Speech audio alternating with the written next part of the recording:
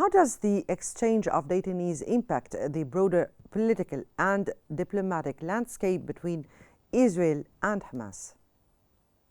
I think it brings us to the rationale of the situation before the very irresponsible declarations, either from the American President Trump or the Israeli leaders over the past few days.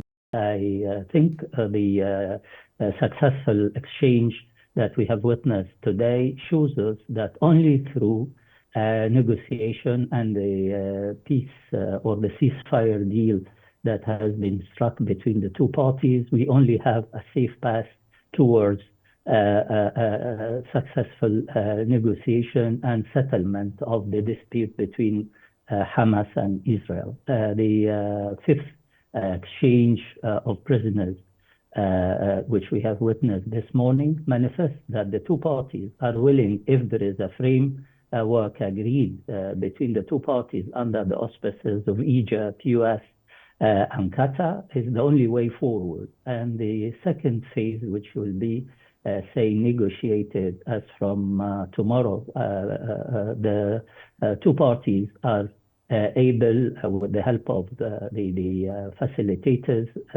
to reach common ground, as it has been announced in the overall ceasefire agreement that has been struck between the two parties. So let us concentrate on what is meaningful, what is applicable, and what is in conformity of the agreement between the two parties, far from the unusual, unsane, if I want like to use the term, or unrealistic proposal that came across the borders on the couple of days. I guess that we are in a successful track if the three facilitators pressure the parties forward. And I think Israel knows very well what it did not honor in the first phase of the agreement. On the second phase, they should fulfill their commitment, particularly in relation to humanitarian assistance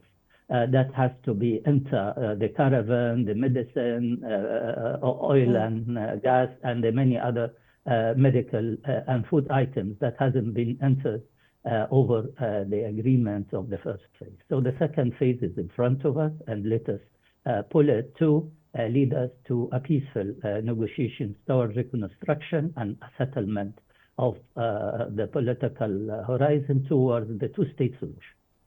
Now, as reported, we've heard from a released Israeli detainee calling on the government, the Israeli government, to begin negotiating the second phase of the deal. How did you, or what's your take on that? How did you interpret that call? How did you understand this call from a detainee? Well, I think the pull of the detainee and even the Israeli criticism of the health condition in which they have found the three releases this morning. What did they expect? What should the prisoners under the siege of Gaza, destruction of hospital, should look like? This is the outcome of the Benjamin Netanyahu and his right-wing settler government manipulating the situation, stop trying to attain political gains while you have failed on the military front.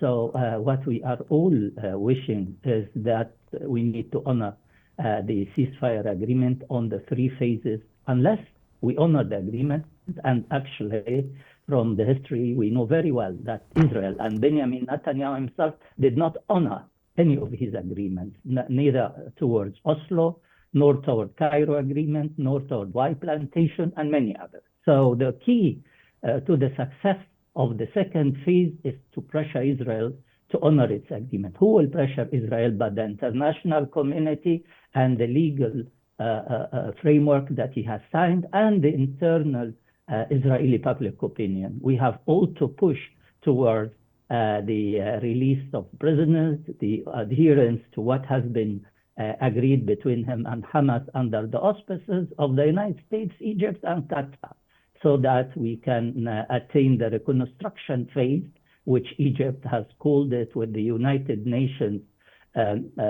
missions in the region. And we can, after this reconstruction, which Egypt wants it to happen in the presence of the Ghazian in their territory, move towards the political horizon. Without the political horizon, we will keep falling again into the same trap of violence.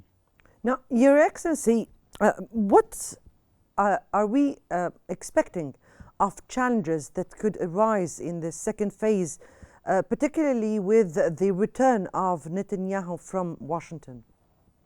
Well, I think he should realize that whatever he did in Washington shouldn't really pull him out of this agreement, because this is the only way for the return of the prisoners. And this is the only way to bring in peace and stability at the Israeli borders. And the only way to bring back the settlers to their homes in the cover of Gaza.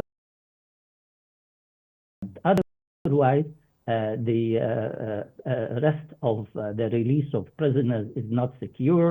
The Israeli army, which is very exhausted, the Israeli economy is very exhausted, the public opinion is in the streets of Tel Aviv every day almost.